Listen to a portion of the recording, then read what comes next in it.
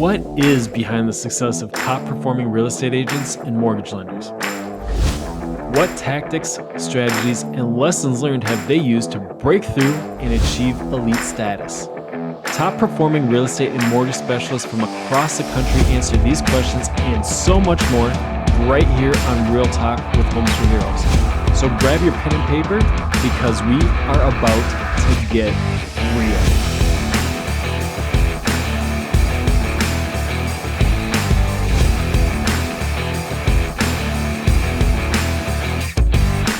Now, here is your host of Real Talk with Homes for Heroes National Director, Abby Waltz.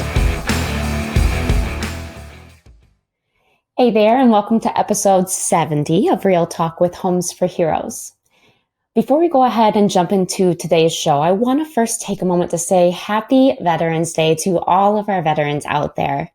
From the bottom of our hearts here at Homes for Heroes, thank you for your service. Your courage and your bravery to sign on that dotted line to protect our great country and our freedoms is immensely appreciated. And we know it's not just you that serve and have to sacrifice, but it's also your families as well. So thank you to you all, our veterans and your families, for your service. All right. This week, I am joined by real estate specialist extraordinaire, Craig McKenzie, our number 5 real estate specialist team in the country, serving over 100 heroes each year, which, believe it or not, he's already achieved in 2020, despite everything that's going on in our country this year. It was timely and fitting to have this 27-year seasoned real estate professional on as our guest today, as Craig himself is also a veteran, like so many others in our real estate industry are. We cover a lot in this week's show, from humble beginnings to how Craig's been able to achieve so much success and grow to now have a team of 11 doing over 250 transactions annually.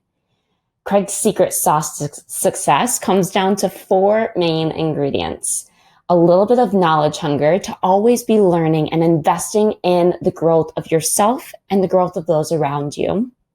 A dash of not being afraid to try new things, but to be prepared to measure those things to change and adapt as necessary. A sprinkle of discipline to work smarter, not harder, through systems, increased efficiencies, and written goals in a formal business plan. And last, but certainly not least, fill that to the brim with a whole heck of a lot of hard work. This show is packed with great words of wisdom from a seasoned veteran in more ways than one. Are you ready? Because we're about to get real with Craig McKenzie. Hey there, everyone, and welcome to another episode of Real Talk with Homes for Heroes, where each week I am joined by the nation's top producing real estate and mortgage professionals willing to share the secrets behind their success. This is one of your first episodes and shows that you've been joining us. Welcome, welcome. I'm your host, Abby Waltz, the National Director here at Homes for Heroes.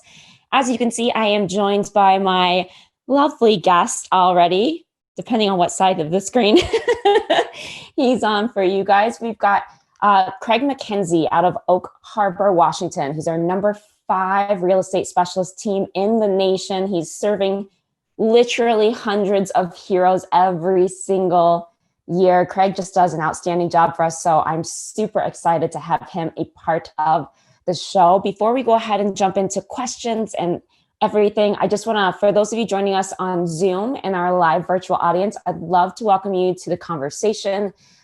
Use that chat feature to share key takeaways that you've got throughout the show. Ask any questions that you might have, and we'll pull those into the conversation that we're going to have with Craig today. So, Craig, buddy, you ready to get started? I am. All right. Well, first and foremost, happy belated birthday. That was last week, wasn't it? It was November 2nd. Yes, yes. And happy address. I can put that up later, maybe, for you. Shop now to save. Yes. And happy Veterans Day to you as well. You served, didn't you? Thank you. Yeah, I did. I was in the Navy for 8.5 years. Ended up having a pretty bad neck injury and a fire on an aircraft carrier, the USS Kitty Hawk, while we were on a world cruise. And that was the beginning and the end of my Navy career and the start of my real estate career. So that happened back at, I ended up getting out of the Navy in 93. They discharged me medically. Okay. Well, thank you for your service, first and foremost, for sure. And that's the perfect segue. Let's go ahead and hop into how you got into the real estate business, because like most of us, we don't really start out as agents for sure. So tell me a little bit about your history and how you got into the industry. Sure. So kind of a real quick deal. I'm from Upper Michigan, and I graduated. And when you graduate in Upper Michigan, you're either going to go to college or you leave the state to try to find work a lot of times. And so, for me, it was I joined the Navy and became electronic tech and then a calibration tech at the end, and thought that would be a good field to be in for on the outside. When I got out of the military, I didn't know if I was going to be a lifer or not. And so I was just trying to pick something that I thought I would like and also be applicable on the outside. Of course, when my neck injury happened and I wasn't able to continue to do that, that kind of changed my course. And so I got out of the military. I was going through the Veterans Administration to go what they call the vocational rehabilitation program, which they will retrain you, send you to college. And I had, almost enough credits for my associate from all my electronic and military training. And so I just needed to kind of finish that up and then go to get my bachelor's. And we were buying a house during this, my wife was actually out here. I was still back in Key West, Florida, and on medical hold, going through the whole getting out of the Navy thing. And she just had just a terrible time. I mean, she went through like 3 agents, and it wasn't that she was fired them. They were leaving the company that she was working with. And of course, we're doing it long distance, which back in '93 was a much bigger deal than it is today.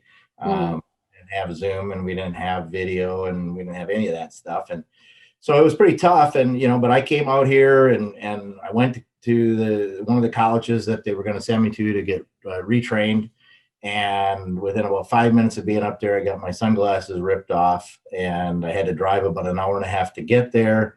And I didn't really know what I wanted to go for it, which is why I joined the Navy in the first place. I wasn't quite sure what I wanted to do with my life. And I realized, here I was at the same point in my life, almost 8.5 years later.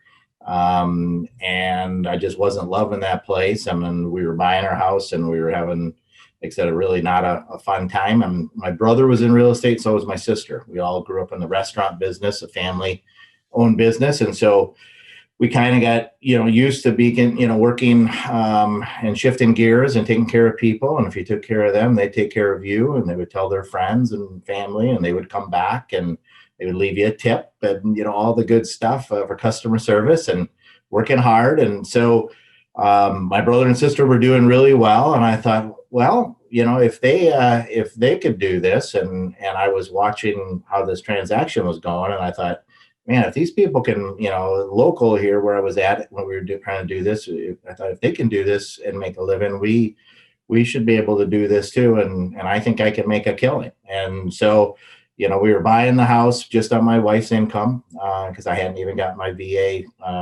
settlement yet to know what I was going to be rated at or anything. And I said, I think I want to try real estate. And my wife said, well, go for it. And so that's what I did. I actually went to, back then it was all in-person classes, and it was down by Seattle. I had to drive an hour and a half to go to class. So I would double up. I would take 2 classes a day. And I hustled through that course and got my license, passed my test the first time, and started selling real estate.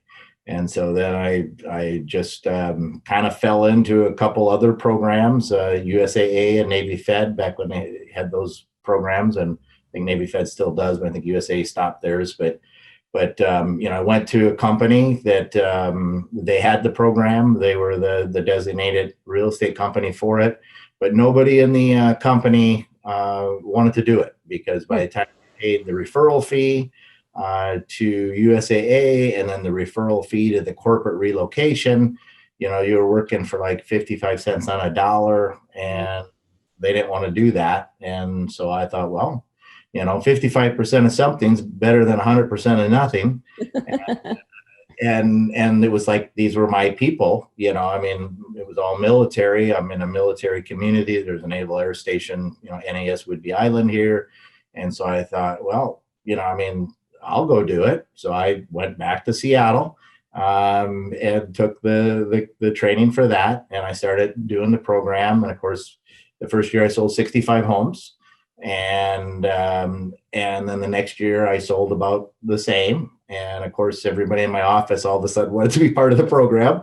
Right. They saw me, do it really well. And the neat thing about it is a lot of times I picked up other business that, wasn't USAA, and there was no referral in that. So that kind of leapfrogged my career. We also had some squadrons coming here. And I would, work with like 10 people in the same squadron. One would just refer the other. And so that was kind of the beginning. And then at a point I got so busy, I was really not even wanting to do the program, because I was turning down 100% commission to work for 55 cents on a dollar, but I didn't want to walk away from that program because it's what helped me get where we were. And then there was a big change up with the referral and relocation company. And actually the program was taken away from the company I was with.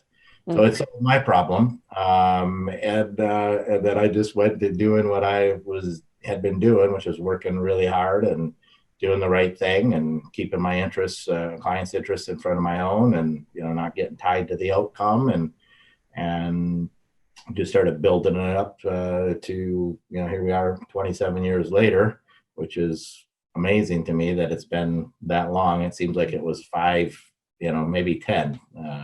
But so that's kind of the last, 35 years or so of my life, and kind of how I got to this point. Yeah. Let's talk about where you are now, because you've got quite a team. I'm always talking with somebody that's on your team, with the level of transactions that you're doing with us. What's your team structure look like, so that everybody knows? Yeah. So, in 2015, we left the company. Actually, it was 2016 when we joined Homes for Heroes, and it all kind of happened at the same time. We joined Keller Williams, Homes for Heroes that approached us. I turned 50. My dad got diagnosed with cancer. We since lost him, and so it was kind of, I don't want to call it a midlife crisis, but I had been watching. Homes for Heroes wasn't on my radar. But Keller Williams, I had been watching. An agent gave me the Millionaire Real Estate Agent book like 10 years before that, when she referred me her father out of Vegas. And I hung on to that book and took it on every vacation and would read a few pages and then start falling asleep and, and then put it away. And, but I kept watching the company. I kept watching it grow, and I kept, seeing about how they were all about teams. And in 2015, we did 96 transactions, and back then about 20 million in sales, just Debbie and I, my assistant. And so it was just the two of us. Well, that just about killed us. So, all at the same time, we were pretty burned out. And then all this stuff kind of happened, and it all happened in about a 6-week period. So we ended up, I was thinking about, I wanted to give back $1 million. That was going on in my mind, and kind of my legacy, and, with what was going on with my dad, and it caused me to think about things. And I knew I couldn't continue on the path, in this business. You work your tail off to get to that point, and then all of a sudden, that snowball that kept getting bigger and bigger as your people are referring you, and you're getting more well known, starts to turn into, an avalanche, and you start getting buried alive. And that's where I was. And, so I had all these kind of crossroads all kind of coming together, all at the same time. And I just thought, I need to do this, or the good Lord's going to probably think he needs to hit me with a Mack truck to get my attention, because I'm pretty sure this isn't coincidental. And so, we left that company, came to Keller Williams, and of course, started going, full ahead, with Homes for Heroes. And we started building a team, because we knew, to help all these heroes in a more the bigger the team, the more high producing agent we have in the team, the more heroes we could help, which, and this goal of giving back $1 million, I kind of set a 10-year goal to do that. Well, then our team started growing, pretty quickly, and it kind of, the numbers change on a daily, well, not a daily basis, but we do have people that have come and gone. And of course, we've gotten a lot better at figuring out who's a good match for the team, and do they have a heart for giving, and are they motivated, and, just all the things that, do they have the integrity? Do they line up with our core and our big why? And, so now we have grown to a team of 11. A couple agents are kind of in a special program that we're kind of planning for the future with what we think will be some foreclosures and R.E.A.L properties and that kind of thing. So they're not actively really selling. We've got 3 full-time admin gals. 2 of them are licensed. Carly is going to be leaving us, so we're going to need to replace her, and we may do that with virtual assistants. We're looking into that right now. But she's going to have a baby, and so she's going to be going and doing that and being a mom, so, which is awesome. But Debbie and Miranda, who are both licensed, will still be here. Debbie's been with me over 9 years now, and Miranda's about 4. So that's kind of, so that's it. We've got the kind of that 3 admin makeup, and then the rest of my team sells. And on our team, you come on our team as a showing assistant, you graduate to a buyer's agent, and then after you've sold a certain amount of real estate, went through that training track, you become a listing agent. So most of the people on my team, I think 5 of us are listing agents out of the agents, and then the rest are just buyer's agents. We've got about 4 agents in the pipeline right now that are going to be getting their license, my daughter being one of them. Awesome. Congratulations. Yeah, which is super cool. And my father-in-law is on our team as well, which is also super cool. So that's kind of where we're at. And our team, other than a few agents leaving, like, husband retired and they're moving back to Texas and that kind of deal, we've really had here in the last couple of years, our team's been very solid and very stable. Yeah, I would say so. I heard you share that you had this $1 million given back goal and 10 years to achieve it, which you just blew out of the water because you hit your 1 million back, and you haven't even been with us for 5 years. So that's amazing.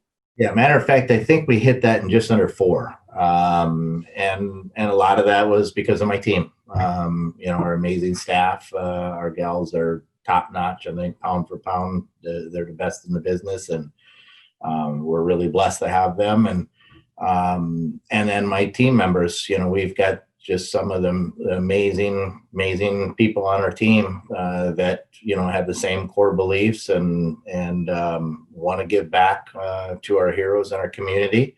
And so, if it were just me and Debbie, I don't think we would have gotten there by now. That 10-year goal probably would have been pretty realistic, but that kind of slingshotted our numbers ahead and fast forwarded us. So now we've changed our goal, and our new goal is 5 million. Fantastic. Well, I can't wait to be there in person to celebrate with you when that does happen. Fortunately, as you know, we were going to have a big celebration for the $1 million mark, and that was all good to go until a couple of weeks before, and of course, COVID happened, and so we didn't get to do that. But we're super proud of it, and feel I'm very blessed to be able to be a part of this program and be able to give back to this community and our heroes here, and it just makes it even that much cooler, especially with our teachers right now, and our healthcare professionals, and our first responders, all these folks that are dealing extra hard with the COVID crisis and the things that they're having to do. We loved the program before, but it just kind of made it that much better. Yeah, it's that much more special to see them show up and to serve in the way that they do and better our communities, for sure. So we are lucky to have you, for sure. Let's go down that COVID road. How has COVID changed your business, and what are you doing to maintain the business that you are still doing, because you're on trajectory to grow even this year through the pandemic. So what are you doing? Well, we didn't take a lot of snow days when a lot of people seem to. Again with Miranda, Debbie, and Carly, they really did a lot of masterminding, and a lot of we were already going digital in a lot of ways just because efficiency and with the numbers that we were starting to continue to grow and needing to find ways to do things quicker and smarter and still keep the customer service and quality of the product up. And so that just kind of, fast forwarded what we were already, our business plan and everything we were doing, and kind of just moved it all forward. So we just started doing a lot more, we got right on board with Zoom immediately. We got very involved. I've got a call coming in, so I'm just going to hit that. We get very involved in, trying to set up virtual houses, doing videos, having videos done on our homes when they couldn't be shown initially. Luckily, we're in a state that they, consider real estate to be, a necessary deal, essential, I guess is the word that you hear. And that allowed us to still show properties, but you still had some sellers that didn't want people in the property, even though you could show it. And you had some buyers that weren't necessarily wanting to go into properties either. So, again, we used a lot of video, and we've been working on it. We haven't got it in place. We've come close several times to having an ISA, because one of the things I thought, is like, okay, well, I'm a big, when the going gets tough, the tough get going kind of guy. And I like to go against the grain. So when everybody's heading for the hills, I'm running at the fire, and so that was one thing that I could think of is, if you can't be sitting on open houses and you can't be going to church where you're going to see people and have conversations and, just naturally pick up business that just happens, when you're out and about and being in flow with your sphere and your people. And then, maybe we need to kind of come up with a different plan. And so we started, doing a lot of circle prospecting with postcards. And then we wanted an ISA to be able to call on those and deliver the Homes for Heroes message. We call it our special sauce. I think that's my restaurant, from back when I was a kid. And, my dad was all about the momentum. I'll tell you a quick story, which is off the topic kind of, but it has some validity. And as we were one of 3 restaurants in this little town in Upper Michigan. And 2 of the other restaurants were nowhere near as nice. They weren't as clean. They're not bad mouthing them, but where we were at, there's a lot of commercial fishermen. And what would happen is they would go out early in the morning and pull their nets and do their thing. And then they'd be off the water by noon, and they would all go to this restaurant and drink coffee and visit all day long.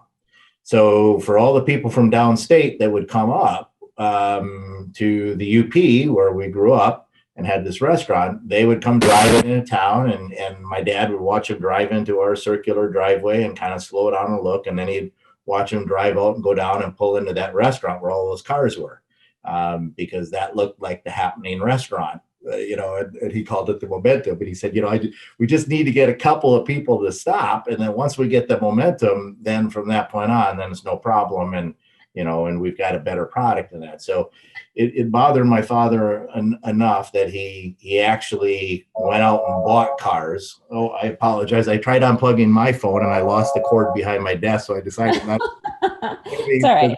4 cords going into her phone, so we're going to hear that in the background. But anyway, so he actually bought cars and parked them in front of the restaurant, and we would sit in the booth in the front window, and I would have the menus. And when the people walked in, I would pop up to see them, and he would jump behind the counter and be ready to start cooking. And, they'd walk in, and it was kind of like, where is everybody? Right. But I only remember one customer ever leaving the restaurant, and everybody that did come in, they loved their place and they would always come back. And so that's what we were trying to do. We were trying to, we already had momentum coming into COVID, and and we're trying to keep our foot on the gas, and we were trying to keep that momentum going. And so when you start losing bodies and activity that way, you got to try to come up with a different plan, Mhm. and adjust. So that's what we did, and it didn't all go perfect, but nothing ever does, as we all know. That failing forward stuff that you hear about, we're happy to do that, and so we are up. We're going to probably sell around 265 homes this year. We did 203 last year, and that's homes and land, so properties. Sure. So we'll definitely be up 25% or so. And last year was a record year. And actually, we have less people on our team right now than we did last year. Wow, that's impressive. Yeah, so I feel like we're just constantly trying to get better and work smarter, not necessarily harder. We already work hard as it is, so at some point you can't work any harder. Right. You got to start getting smarter. So that's what we've been focusing on, because we've got a very hardworking team. Good, good, good. What's one thing that you've learned over these last, oh gosh, what's it been, 8 months through COVID, when you did start trying new things and adapting and failing forward? What's something that you've learned over the last 8 months? Well, boy, that's a tough one. I mean, I guess patience, which has not always been my strongest suit. And that is something I think that, in this business, patience, and even with the Homes for Heroes program, and we could talk about that, I'm sure, in some of these other questions down the road, and that, but about having patience and making sure that, what we're doing for the right reasons. And again, we're keeping our clients and what it is that our why is all about at the forefront. So it's kind of tough when you got everything going and it seems like it's going really well, and then something like this happens and initially kind of shuts you down, and you look at your whole, you got this team, you've got all these admins, gals that are counting on you to have a job and a lot of responsibility, and it just caused me to kind of take a step back and reevaluate and stay calm, and try to come up with a new plan, which a lot of our plan stayed the same, but we certainly made changes again with all the different things that we were trying to do. Yeah, definitely. Yeah, very cool. Well, where are you getting a majority of your business from? Is it referrals? Is it new business? What's that look like for you? Yeah, Miranda would have all those numbers, because we track all that. But we get a tremendous amount of repeat business, after 27 years, and somewhere between 3,000 and 4,000 transactions that we've done. That's a lot of people. Our town is 20,000. The island's about 50,000. And we go off island. We handle the areas around us as well. And so some of it is, repeat business. Some of it's referral from other clients. Homes for Heroes program, as it's not really set up to be a lead generation, kind of a business, but it's certainly one of those things that when you do a great job for somebody, and they want to tell a bunch of their friends anyways, when they've got a check of $2,500 or $3,500 in their pocket on top of that, that just, kind of primes the pump a little bit more. And so I'm sure that, there's that. We have moving trucks that we loan out to anybody in the community, really, if it's for a legal purpose, any nonprofits or churches or any of our clients that are needing it to move, or if they buy furniture, that's completely wrapped in the Homes for Heroes message, and it's parked in a real busy complex that our office is in. We have a shuttle bus that we park on a commercial property that I have on the main thoroughfare that goes through the island, advertising the program as well. we do a lot of Facebook boosting. I don't claim to know all that Miranda does because she does a lot. She's amazing. We call her Marvelous Miranda, and I guess the team has shortened that to Marvy. That's her name now. And unfortunately, Marvy and Debbie both have COVID, and they're not quite as Marvy and Debbie as they normally are, but they're, God love them. They're doing what they can from home, and it hasn't turned into, the kind of thing that it has for some other folks. So we've been real lucky that way. That and it doesn't appear that anybody else on the team. We've all been kind of quarantined. I luckily was not around much at all, and I got a little bit of a potential exposure on my birthday because we all got together. And but where I was sitting, I happened to be in a pretty good spot. So I think with a little bit of luck here, and it's been, well, today is day 9, I think, since that happened. So I think I'm in the clear here. But yeah, so it's just and it's just networking and talking to people. I certainly try to find a way to bring in the conversation with Homes for Heroes whenever necessary. As you know, I had open heart surgery, unexpected, and before I had the open heart surgery, we were watching a valve that was a birth defect, and knew there was going to be something that would need to be done about it at some point. It just happened a lot faster. But I can tell you, we ended up listing and selling 2 properties with the gal, that one of the nurses and one of the receptionists that worked with the nurses, that knew about the Homes for Heroes program. And so, whenever I go, if I'm in the hospital, wherever I know I'm around heroes, I certainly make sure they know about the program. And of course, any of the heroes we're working with that don't know about the program, that just were referred to us another way, we certainly make sure they know about it. And so it's just at this point, it's just an awful lot of different deals. I've sponsored the high school stadium. So on the big, scoreboard now, it says the Craig McKenzie team and Homes for Heroes.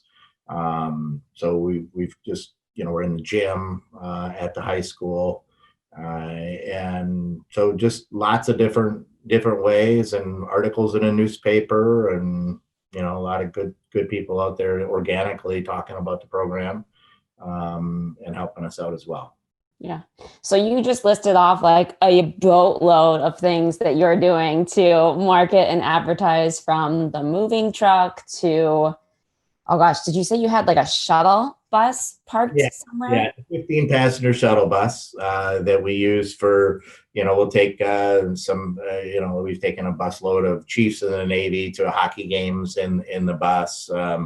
We've done, just taking the team up for training in the bus, and we use it for our special events, Hydros for Heroes, which is a hydroplane race that I put on for charity as well. And so we're always using these, for whenever we can. And then when we're not using them, of course, they're just a kind of a billboard on wheels. And so, yep. That's awesome. I love that. And I love that you use the shuttle bus to shuttle heroes to events to really network and build relationships and give them a special treat. I think that's a great idea for sure. If you, not looking at the numbers or saying percentages or anything, but from a gut perspective, what do you feel is paying off for you from a return on investment? Is it social media advertising? Is it the experience type stuff that you're doing? What's paying off the most for you? Well, I think our reputation, we had a solid reputation in this town before we got involved with Homes for Heroes. My reputation was to be honest and straight, and hard negotiator, looking out for my clients. I would fight over $50 if it cost me $200 of my own money in time to do that. And they all knew that. And again, we just always, do the right thing. And so, I just think probably my return on investment would be doing the work, and doing it right. And I can't say that I've always done it right. I mean, I didn't have a business plan for many years. Actually, I did. My plan was very simple. I planned to do a lot of business. So that was my business. And for the most part, I did, but I worked awfully hard to do it. A lot of very, $80, $100 weeks for many years. So now, like I said, we're trying to be smarter about that. But, I mean, I would say social media is pretty important. My book of business is a huge part. And just having amazing team members that are doing a great job. Our online referrals, not referrals, but which we get those too, and especially with Keller Williams, that's been a big deal. Mm-hmm. We're the regional company, and we weren't getting the kind of referrals that we're getting now. But the online reviews. So, our Zillow, our Facebook, our Google, again, you got to do the hard work, right? Or you don't get those 5-star reviews. And then you got to ask for them, because generally people are moving and they're busy, and that's not something they're looking to add to their plate unless you've done a great job and you're asking them to, and sharing with them, how important it is. And we start that right from the buyer consult or the listing appointment, of kind of our promise script that we have, that we in Keller Williams, we talk about R&D, which is, rip off and duplicate. And so Tom Hicks, I think it is, had this promise script, and it's a great, script about, basically, if I do, and provide this most amazing real estate experience you can possibly imagine, that, prior to closing, I would expect that you would want to refer us 2 pieces of business. And so just amazing, by setting that expectation. And of course, people, if you do something good for them, they want to do something good for you. It's just human nature. And so, was it the law of, I can't say that word, but Reciprocity. That's the one. So I mean, I can't always pronounce these words, but I know I know the general gist of it, and we're not doing it. I mean, we're doing a great job because we want to do a great job.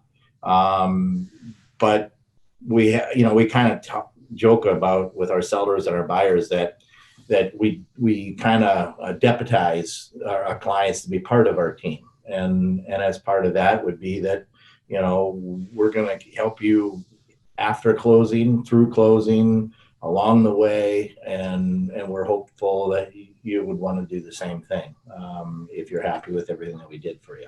So, but again, if you don't have those conversations, they just don't think about it. They're busy thinking about themselves, as they should be. They it's kind of a crazy world out there right now. And so, yeah. Definitely.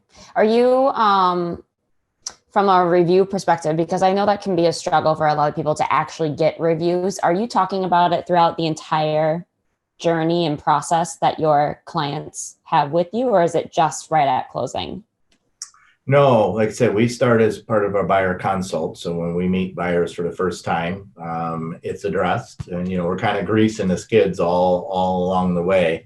And same thing with sellers as part of the listing deal. And when you tell them, when you're sitting in front of somebody who's like 75 years old, and you tell them you're going to provide them with the most amazing real estate they could experience they could possibly ever imagine, I've seen quite a few people smile and be like, sure, they kind of, but then when you deliver, then they're like, wow, and even some of our elder folks that are, not that 75 is elder, but I guess, our older clients are less tech savvy as a general rule.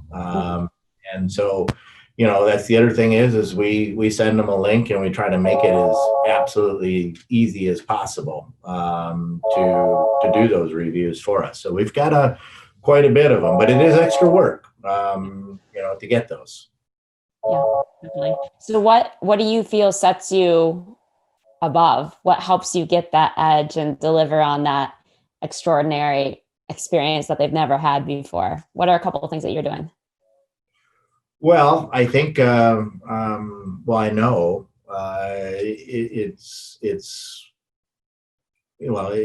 our team, but I mean, it's the core of our team, and that is to intentionally try to do so. Not that everything ever goes perfect. And that's part of that promise script too. They say, now, keep in mind, we have real estate and we have people involved, which means, things happen. But we'll be here with you the whole way. And, and that's part of what we do is we help you get through the challenges. Because if it was easy, everybody'd be doing it. And of course, right now, because real estate's been hot, everybody thinks it's easy. And so we've gotten a lot of people jumping into the business, and then they find out, especially as a buyer's agent with no inventory, like, holy cow, yeah, there's lots of buyers and rates are good and everything's wonderful, except for there isn't a lot of inventory. So now I've got to write, 10 offers before I make one sale. And boy, that's just a little harder than I thought I wanted to work. And so then they go back to doing whatever they were doing before, because it is hard work. But, again, we're just always trying to provide mastery. And that's why, I knew when you're doing 96 transactions, with Debbie and I, you're that handyman of real estate, right? You're the jack of all trades and master of none. And so we have, systematically set up systems and models, which is super important. I always kind of talk about us being the McDonald's of real estate, and we're going to make that hamburger the same way. If it's a cheeseburger, it's going to have, we know exactly how that's going to happen, how long it's going to be cooked, what goes on it, and we're going to serve that up repeatedly. We can do it blindfolded, in our sleep with COVID, quite frankly. And that's what, you kind of got to do. So we offer the VIP service to everybody because we feel like everybody's a VIP no matter what price point they're in.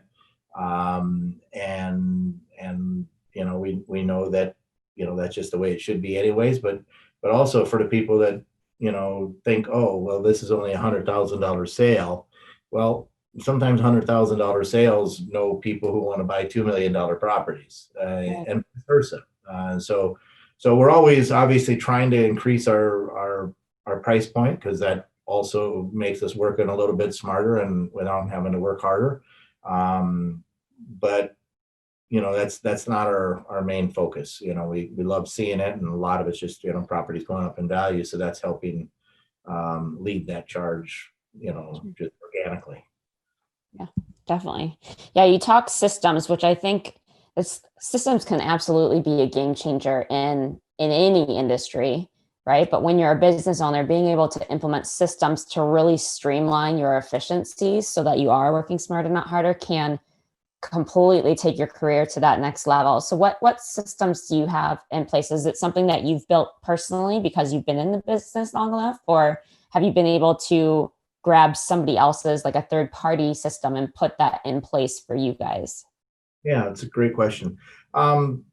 We've used all kinds of stuff over the years, CRMs and Top Producer. And, for a long time we had Outlook, we were just using Outlook, and, it's just kind of crazy to think about now, but, Google, of course, we've got all the Google apps and that we use in that. But one of the things, when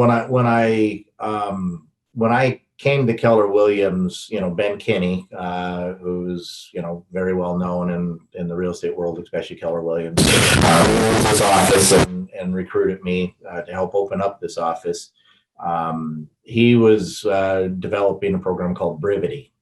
And so, in Keller Williams, all about the 36 touches and staying in flow with your clients and that. And so, and we also had Boomtown back then. We were doing Boomtown to pick up buyers, and we were doing some Zillow stuff because we were trying to, with our team growing, we wanted to make sure we had enough business for our team members in the beginning. But what we found with the Boomtown is it didn't have, there was more set up for buyers, not so much for sellers, and it didn't have address fields in that so that we could do our mailings and have our action plans. And you had a drip campaign kind of a deal to stay in touch with the buyers, but you really didn't have anything to keep continuing with your past clients, which we all know in this business is really, if you've done it right, that is the cream of the crop. I mean, that is going to be where you're going to get most of your business. And so, we went to Brivity, and then when they came out with a new Brivity program that was a lot more, just a much better platform to do everything we were wanting to do. We made that leap, and we got away from Boomtown and went full on to Brivity, because Brivity has a lead gen within it, but it's also got the CRM. It's got all the action plans for our listings, drip campaigns now for our buyers, and it's still being fine tuned. I've never found a real estate platform out there that's perfect. Brivity, Ben might, give me a hard time for saying this, but it's like everything, and nothing's perfect. But it's the most perfect thing we found. And we're always looking at our stuff and evaluating it. Also, there's KW Command, which is a Keller Williams platform that's also being worked on, and it's not perfect either. But it's if you're not in Brivity, I hear a lot of people using it, doing great. Just about anything. Let's say it's Outlook. You got to use it though. You got to have a plan, and you got to execute. And so, but obviously, the better the platform. I'm a black powder hunter. Matter of fact, I think in the background you can see some horns. Oh, yeah. Those are from black powder hunting. 50 cal, you dump the powder down the barrel and ramrod it and do that whole thing. And when I first started hunting, my father-in-law bought me this Great Plains Highlander muzzle loader with a hexagon barrel, and it weighed about 30 pounds. It felt like to carry, and half the time it didn't go off when you pulled the trigger. And so in the beginning years of black powder hunting, we didn't have a lot of venison in our freezer as a result. And I kept watching these other hunters that were part of this, staying at this place we were, and they were camping out there, and I'd be visiting with them. They'd all have deer every year, and we would, and they had nicer black powder guns that actually went off when you pulled the trigger instead of clicked, and then the deer ran off, and so, having the right tools for what you're trying to execute certainly helps your cause, and so that's what we're doing. And again, you got to have the people, and that's for a brand new agent, it's a little bit tricky, because it's like, oh, unless you have a war chest of $100,000 to start spending on all this stuff, you got to kind of crawl, walk, run is something I heard many years ago, and I've been a firm believer. And I've never been much of a sprinter. I was a fullback and middle linebacker, and so I didn't usually have to go very far. And that's kind of how I do real estate too. And we just kind of been a grinder, and just keep trying to get better and better, and know what our weaknesses are, and try to bring the people around us, that have those strengths. We try not to work too much on our weaknesses, because to me, it's a waste of time. I'd rather focus on my strengths, and find people who have the strengths where my weaknesses are. So that's the other big part of what we do. Yeah, that's huge. That's a major life lesson for sure. If you're a 4 at something and a 7 at another, you're only going to move that 4 up to a 7, right? But you can get that 7 to a 10 and become that master at your craft and focus on your strengths and do what it is that you love. So I love that line of thinking. Not even be anything you need for real estate to be very successful in selling at a high level. So why focus on that unless you're just looking to deal with something that doesn't make you happy? I mean, the stuff I'm a 4 at, generally it's the stuff I don't really like. Right. I'm not happy when I'm doing stuff I don't like, so I'm not going to do it. And most people won't, and that's the problem. And so it's like prospecting. If you're in real estate and you don't like prospecting, there's a little bit of a problem there. You better find somebody, some trusted allies or somebody who's going to prospect for you. Otherwise, you're that secret agent that they talk about that has skinny kids, and it doesn't work very well. Yeah. Absolutely. Absolutely. Got to do what you love for sure and be able to play to those strengths and hire for your weaknesses. Absolutely. Any other things that you've kind of learned over the years? I mean, 27 years is a long time to be in an industry. I know it's constantly changing. Any other success strategies that you've implemented or found to work really well for you? Well, as I shared with you, I am Polish, so I have to reinvent myself daily. But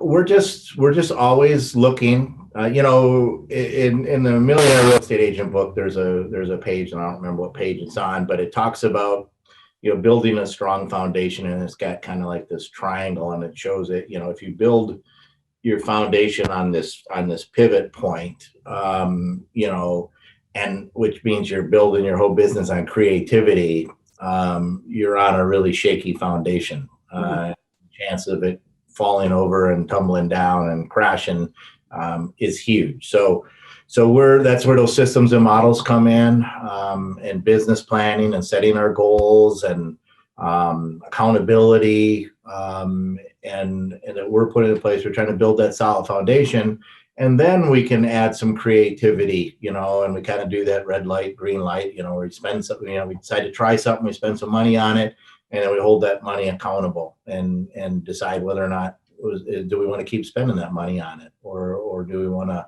maybe try something else. So we're in a lot of mastermind groups. Miranda's on Brivity Mastermind.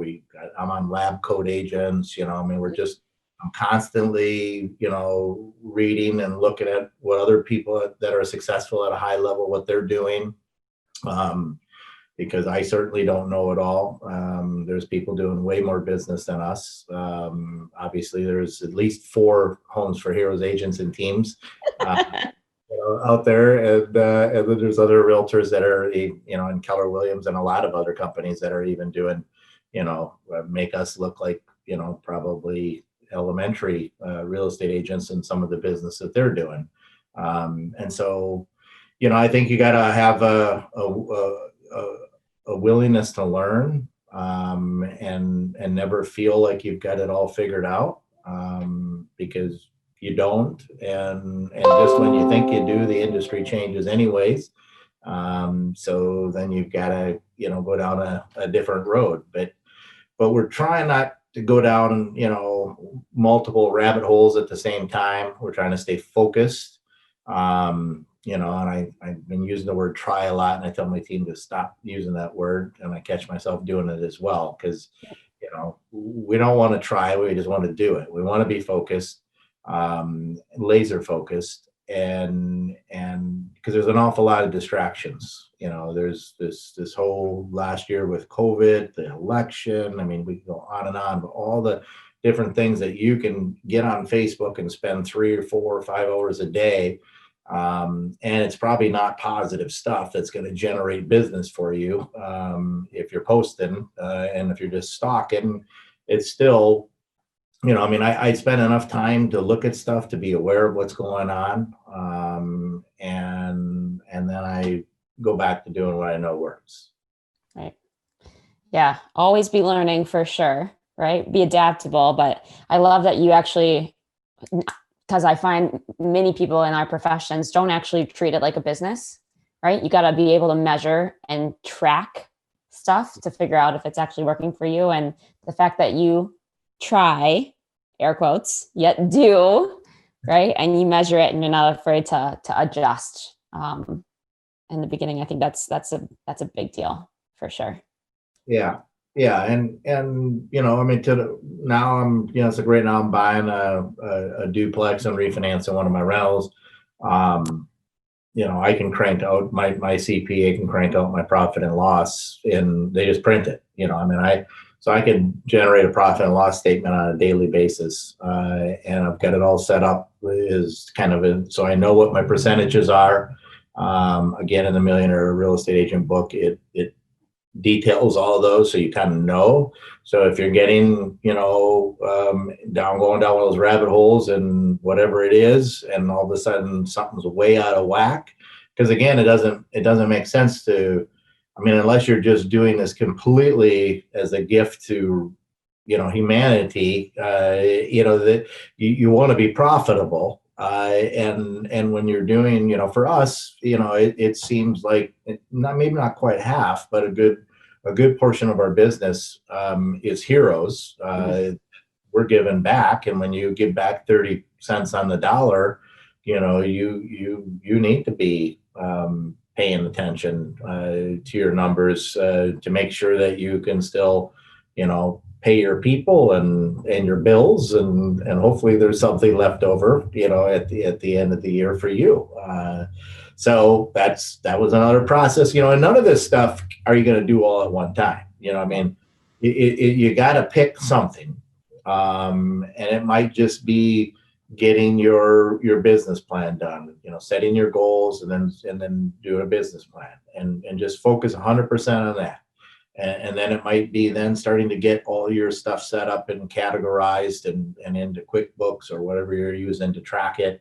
Maybe you don't have money, you can't afford a CPA, but maybe there's somebody out there that knows QuickBooks that you can pay, and they can get this stuff in so you know where you're at, and at least on a monthly basis at the very least. And you should be looking at your goals and all of that, preferably on a weekly basis, so you can adjust throughout the month. But if you look at your goals once a quarter, it's really hard to bounce back if you're only half of where you should be and try to make that up. It's a lot easier if you're looking at it on a weekly basis, and you can make those adjustments. So by the end of the month, you're back on track. Yeah. So again, just picking something though, and that's what we've been doing. We've been doing this now for 16. So in 2021, this will be our 5th year. I think it was February when we joined Homes for Heroes, February or March, somewhere in there. And we're still not, we're not perfect by any means, but we're working on it, and we're just systematically getting one mess fixed, because this business is messy. And realtors are messy. I've had the boxes full of receipts, and, come time for taxes, and I'm just like filing extensions, and I'm just, kicking the can, and because I'm busy, I got to show a house, and all this, get my kids to their basketball game, whatever, life happens, and it's real easy to spend quite a few years behaving like that, which is not very healthy. And it doesn't have to be that way. Yeah. Definitely. There's always a better way. Striving for growth, for sure. I've got 3 quick questions for you, and then we'll wrap. The first one's probably the biggest one, so Okay. buckle up, if you will. If you could go back to when you first got into the business 27 years ago, what piece of advice would you give yourself?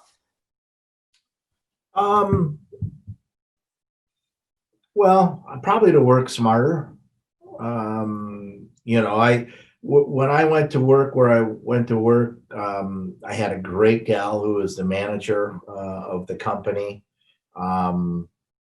But there just wasn't the training back then. There was no MREA. There was no, there wasn't the webinars. There wasn't a lot of the stuff that's available now. And I don't care if you're Coldwell Banker or RE.MAX or whatever, Berkshire Hathaway. I've got a brother who's RE.MAX and a sister who's Berkshire Hathaway. They've all got great training programs. Keller Williams has great, Keller Williams University. You could spend your whole life watching all their webinars and videos and never sell a single thing, right? So again, it's all in moderation to some degree. But I would have worked smarter, and I would have, even though I went to education right away. As soon as I got my license and was doing some of that, I didn't have that business plan. I didn't have goals per se. I certainly didn't have any of it written down. Um, I was just flying by the seat of my pants, which seems to be about 80% of most realtors' business plan. Oh Uh, yeah. and sometimes it works out okay, and other times it leads to problems, and things not going like we hoped they would. So knowing your numbers, having those systems and models, constantly be learning, and working smart. I certainly could have done that all a little bit better. Um, and it's still going to take hard work. It just means that if you're doing all that and you work harder, you're going to have bigger numbers, which then means you have more money to fund people to help you. And you've got to be willing to not be too tight fisted with that money. So you need to be able to be paying those people so that, they never want to leave you. And nobody's going to steal them from you. And if they're helping you get where you are, you should be taking great care of them. And that was something I didn't know so much in the beginning either. When I did the first year by myself without an assistant, and I realized quickly that was not going to last. I think I ended up in the emergency room with heart palpitations, and back then. And it was just stress. It was like 2 a.m. I was still at the office, and I'm trying to keep up with the paperwork and do flyers and put up my own signs and take my own pictures. And I mean, it was insane. And of course, now we're doing so much more than we ever did back then. So I don't, I don't relish the idea of being a solo agent right now, with all that the industry and the consumers' expectations are, returning their calls in 5 minutes. I don't know how you do that when you're with a client who you're spending all day with showing homes. Right. Yeah. So it's just, but again, I'd just be working smarter and taking advantage of all the stuff that's out there now, that just wasn't there then. Yeah, absolutely. Good piece of advice. Smarter, and invest in yourself and your education so that you can work smarter. Invest in your education, invest in your people, invest in the best programs you can find, the best tools, and then use them. Yeah, definitely. I've got one quick question that I missed. I'm going to pull into this too, if you don't mind. Don wants to know what you do for any client appreciation. Are you doing closing events? Are you doing client appreciation events? What do you do for your clients? Yeah, so we haven't really done, we've talked about it, about doing client appreciation events. We've never done it. We invite our clients to a lot of the events we are doing, military appreciation, and our Hydros for Heroes fundraiser that we do. And of course, we have closing gifts that we do. And we've done a few barbecues and things, but nothing really, like some of the teams that are out there and some agents do, and I think they do a great job. Again, it's just, where do you want to spend your focus? And that's certainly, I think, if you can do it and work with some of your vendors to help, pay for it all, and pull it off, and that's part of your business plan. But it just hasn't been. I mean, it's one of those things that's on our radar, but it just has not happened. So yeah, I think it's a good idea. But we already have so many good ideas where we only have so much time to pull them off. Yeah. You do enough, I think, community events that are big enough events where you could invite your clients to participate with you. But I think that kind of serves as your client appreciation in a non-traditional sense. So you're doing a good job. Clearly, you're making it work. We are, and we want to get back into that number 4 or number 3 spot. We were at 4 for several years, and then we dropped to 5. So I commend the people in front of us that are doing amazing jobs, and we like being number 1. That's Yeah. what we're here. We're the number 1 team in the region. We're the number 1 team on the island. And we're always striving to be number 1 with Homes for Heroes as well. Nice. I have no doubt that you'll get there for sure. For sure. 2 quick last wrap-up questions for you. You've mentioned a book a couple of times throughout this conversation, but what's one of your all-time favorite books? Well, my favorite, God, I've read I never used to read at all. And I had sleep apnea, and I think that was part of the problem. And I didn't know it for years. So I would start trying to read a book, and I'm telling you, by the second page, I was falling asleep. I just couldn't do it. And of course, now that Audible came along on Amazon, that's been a big deal for me. But I do find, because I have, I think, some ADD, that when I'm listening to Amazon, I tend to start thinking about other stuff, and I lose some of the message in that. But I would say the book that I have read and reread and continue to read is the Millionaire Real Estate Agent book. There's The One Thing, there's The Speed of Trust, there's Shift. Was it James McCleary? I think I can't think of the name of that book right now. All my books, they moved them because we just moved our offices all around and changed our whole setup with our admin and that. But those are some of my favorite ones. And I've read some other ones. There's one that's on Blank Yourself. I mean, there's all kinds of different, positive, I think the more, obviously the more positive you are, and the more positive situations you're putting yourself in, and the more things that you're reading that are positive, the more positive your outlook is, the more, positive the set of goggles you're wearing and you see things through are. And that all usually equates to doing a lot more business in that. So I would focus on, anything motivational, anything business books. I look at what Ben Kinney's reading a lot of times, and will then, read what he's reading. And my whole row of books used to be right there, and that I've read, and they're not there anymore. So I'm not sure where they are, but I'll be able to tell you a whole bunch of them. But yeah. That's a good one. You listed off quite a few that are really good, that are my favorites too. So last but certainly not least, what's the favorite room in your house?